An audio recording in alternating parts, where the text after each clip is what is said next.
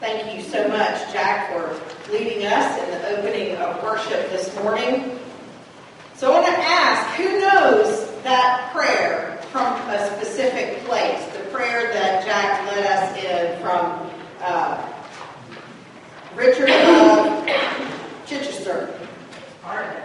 Where do you know it from? From the song From God's Spell. From Godspell. Some of us know that from Godspell. And if you turn in the hymnal to 599, you will see the words listed there at the bottom of the hymn. It says the words are indeed from Richard of Chichester. I cannot say it. It's like saying Worcestershire or something. You know, everybody says it different. And the music is Stephen Schwartz, who wrote the music to the musical Godspell. And whenever I think of those words, day by day, oh dear Lord, three things I pray, I'm taken back to seminary when our seminary class did the musical Godspell. It's a wonderful prayer to pray, and I'm grateful for the reminder of the beautiful prayer that came to us on his deathbed, that it might be a prayer we pray always.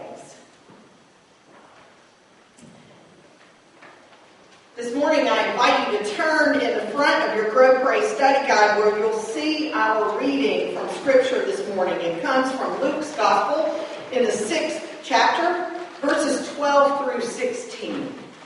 Hear now these words. Now during those days, Jesus went out to the mountain to pray, and he spent the night in prayer to God. And when day came, he called his disciples and chose 12 of them, whom he also named apostles. Simon, whom he named Peter, and his brother Andrew, and James, and John, and Philip, and Bartholomew, and Matthew, and Thomas, and James the son of Alphaeus, and Simon, who was called the Zealot, and Judas, son of James, and Judas Iscariot, who became a traitor. These are the words of God for the people of God. Thanks be to God.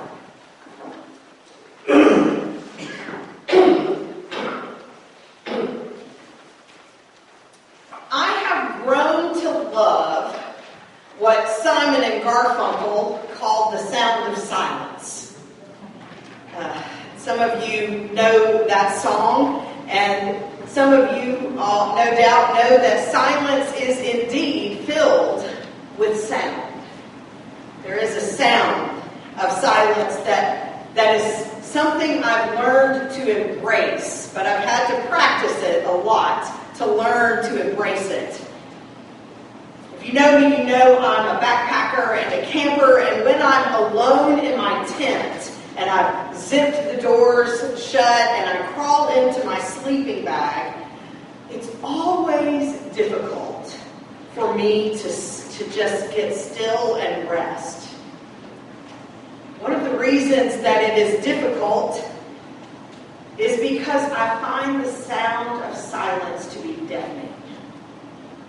It is so loud, in fact, that it fills my ears. I can hear my breathing in a way that I don't hear it in my regular everyday movement. I can hear the air filling my lungs, and then I can hear it again as it escapes. The crickets and the other nighttime creatures come to life, and I hear those sounds as well, and I hear limbs cracking, and I wonder to myself as I close my eyes even tighter, is that somebody out there in the darkness? Is there someone there besides me? Sometimes I hear drums playing off in the distance and wonder, is that someone at another camp nearby who doesn't remember that the etiquette of backpacking is that there is a midnight for backpackers, and that's called when the sun goes down. You get in your bed and you're quiet and you don't play or talk anymore, and there's silence. And then when I listen again, what I realize is that that drumbeat I hear is coming from my own chest, and is my heart working. And I hear it even in my head. between my ears. I can feel it. There really is a sound to silence. And something about silence has a tendency to make us very nervous. We've been practicing a prayer of confession all during Lent. We did it again this morning. And each Sunday when we practice this prayer, we have a moment of silence there. 1 minute, 60 little seconds. Yet I can feel the tension every time we begin that silence. I feel the tension within myself. I feel the tension within the room, waiting as we are for there to be words spoken aloud. Words that will come and ease the silence. Even in this sanctuary, sitting in silence can feel like being driven out into the wilderness, out where our heart beats and our breathing and all of those things that we cannot control begin to take over in our ears and ring with the sound of silence. And let's face it, we'd much rather be reminded of all of those things that we can control. It's probably why we like to turn up the volume on the radio and the TV, and why we so often take every opportunity to fill the silence in our lives with more words. We do it so that we can be more comfortable. We've been working our way during Lent through this season with the theme called Holy Habits. We've been focusing on those ancient holy practices that help us center ourselves on God. We've looked at prayer together and generosity and simplicity and fasting, and today we come to focus on the ancient practice of solitude and silence. The Gospels tell us that Jesus spent time in solitude during his ministry and that he encouraged his followers to also take time to withdraw. We hear in the Gospels that after his own baptism, before Jesus began his public ministry, he spent 40 days alone in the desert. This morning, as we read, Jesus spent time in prayer before he chose the 12 disciples. When he received the words, the news of John the Baptist's death, Matthew tells us that Jesus withdrew from there in a boat to a deserted place apart. After feeding the 5,000, what did Jesus do? He went up to the hills by himself. Mark records that when the disciples returned from a preaching and healing mission, what Jesus instructed them to do was to come away by themselves to a lonely place.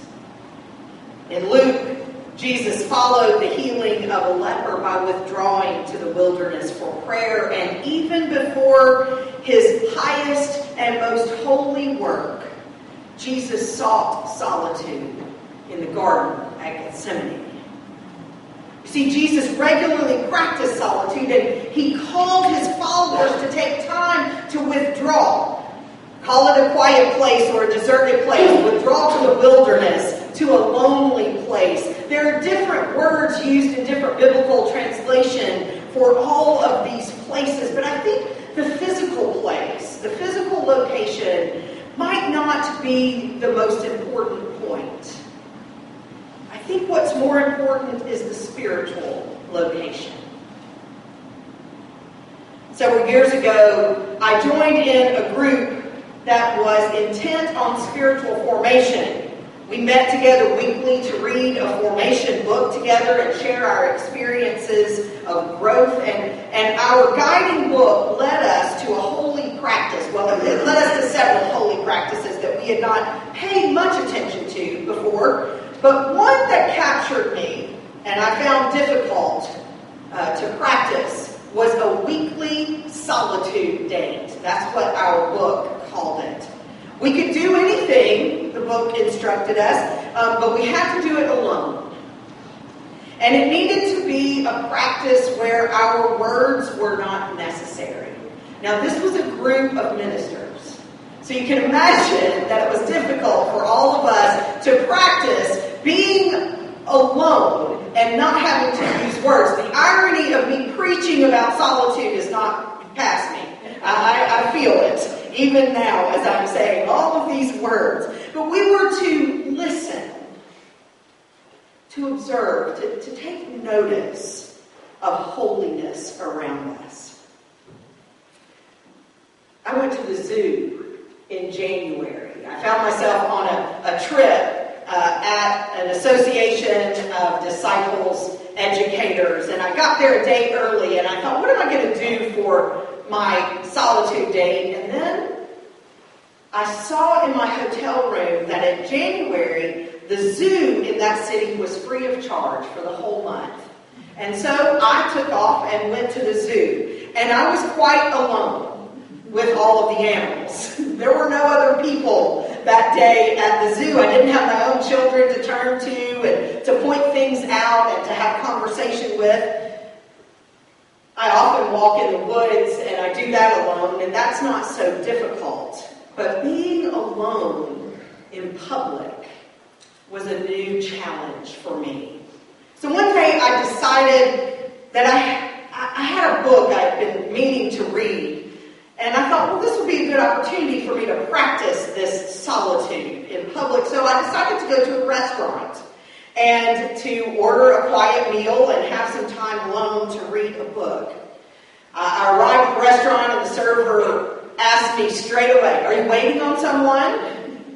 To which I said, "No, it's just me." She took my order and went away, and I began to read, but she returned to my table over and over and over again, kind of hovering over me. And each time she came back, she had a new question or a new observation that she needed to tell me about. "Aren't you lonely?" she asked me. I could never eat alone. I'd be worried that people would be looking at me and wondering what was wrong. Did I not have any friends that I could eat with? She even one time sat down at the table with me. I think she was feeling for me that day. And I found myself getting irritated. I was irritated with her until she left me alone long enough for that silence to sit with me. And what I recognized was that I was really irritated with how her words echoed my own feelings of insecurity. Her words were really my inner words. What would people think of me? How would I prove my worth if I was alone? It took me a while of practicing this solitude to realize that the spiritual truth of solitude is a deep and abiding truth. Because, see, it seems that solitude is not practiced in order for us to get away from other people. It's not practiced in order for us to prove that we can be alone. Deep solitude helps us to better hear the whispers of the holy in our lives. Deep solitude helps us better hear the holy in our lives. It reminds me of the Shema from Deuteronomy 6. The words are, "Hear, O Israel, the Lord is our God, the Lord alone." And that first word, Shema, is here. H-E-A-R. Listen. In the silence, when I begin to still myself and refrain from my need for words to fill the space, what I begin to hear are the sounds of all of those things that I cannot control. My breathing and my heartbeat. Those gifts that come to me from God and God alone. And then I find that I can really begin to listen. Richard Foster says, one reason we can hardly bear to remain silent is that it makes us feel so helpless. We're so accustomed, he says, to relying on words words to manage and control others. If we're silent, who will take control? He answers that question with one word. The answer, he says, is God. God will take control. But we will never let God take control unless we trust God. Silence, he says, is intimately related to trust. And the fruit of solitude comes in the form of sensitivity and compassion. First for ourselves as we begin to listen to God's loving voice in our own lives, and then toward others as we are able to see them as God sees them. Intentional solitude produces a new kind of freedom. A freedom that allows us to be with people in a new way. A holy way, with a new attentiveness to their needs and a new responsiveness to their hurts. Some of you probably know who the Trappist monk Thomas Merton is. He lived in a place called Gethsemane in Kentucky. And he once said, "It is in deep solitude that I find the gentleness with which I can truly love my brothers. The more solitary I am, the more affection I have for them. Solitude and silence. They teach me to love my brothers for what they are and not for what they say." It was in the wilderness, in a solitary place where Jesus was tempted by the devil. It was in that same solitary place where angels waited upon him. It was there in that place that he was made ready for his mission. And it certainly shaped him, because Jesus would return to find solitude before and after important decisions and important actions in his ministry.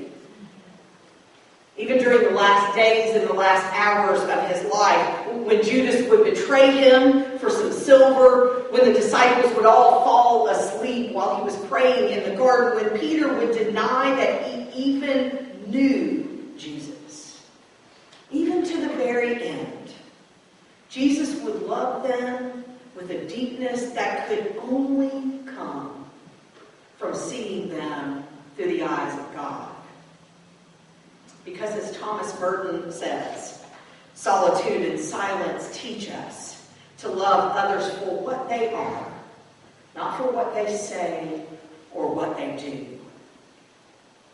Jesus spent time in solitude to remind himself of the holiness of his nature. Barbara Brown Taylor says that according to the gospel, his time in the wilderness was essential to everything that came after it for Jesus. It was a great source for his humanness as well as his holiness. Even after he left the wilderness, he carried it around inside of him. And far from fleeing it, later in life he sought it out. Without the wilderness, he might not have been the same person. And because of the wilderness, he was not afraid. When we intentionally practice solitude, I think we become more connected to God's divine purpose for our lives. We enter into that holy space where Paul says the Spirit will intercede for us with sighs too deep for words. The church believes in entering the wilderness. We believe in entering the wilderness of solitude so much that the church has set aside a whole season in the wilderness for us. We set aside that season every year, and we call it Lent. And for many of us, it's a season that we'd rather skip. We'd rather not sing those dirgy hymns in a minor key. We'd rather skip the silence and the confession and all the introspective self-examination, because the sound of silence can be so deafening. We'd rather stay safely in the busyness of too much noise that keeps us from having to listen for God's voice. The truth is that, as Barbara Brown Taylor reminds us, none of us, not a single one, has to go if we don't want to into the wilderness. No bird, she says, will drive us into Lent. We're free to stay or to go as we choose. And some of you have confessed to me this Lent, some of you confess it to me every Lent, that you would just rather not enter into the solitude of this season. But if we choose to go, then it's time for us to stop pretending there's something wrong with the wilderness places. It's time to stop wishing that we could just sleep our way through them or that they would go away so we could just get back to singing all the hallelujahs. Because if Jesus' life has anything to do with our lives, then the deserts and the solitary places, they are God's gift to us. They are the Spirit's doing. They are offered to us for our humanness as well as for our holiness. But the clincher is we have to be willing to sit down there and register just exactly where we are. Solitude helps us see ourselves as God sees us. Not with the rose-colored glasses we would like to give to God to say, hey, look at me through these. Because we know that the way God sees us is all the way down to our bones. God sees us without our skin on. And let's face it, we don't like being naked alone, much less in front of God. But it is God who made us, who formed us out of the very dust of the earth. And it is God's own voice that if we still ourselves enough, we can hear saying the words, "It is very good." It's time to listen for God's voice in our lives. And my prayer is that as we practice solitude, it might strengthen us and it might help us to recognize the divine spark in ourselves. And then, in turn, help us to recognize that divine spark in others so that we might see each other as God sees us. So in this season, may we enter into the wilderness with Jesus. May we take time to listen. Hear, O people, the Lord our God is God alone. Shema. Let us make holy time to listen. And in doing so, may we not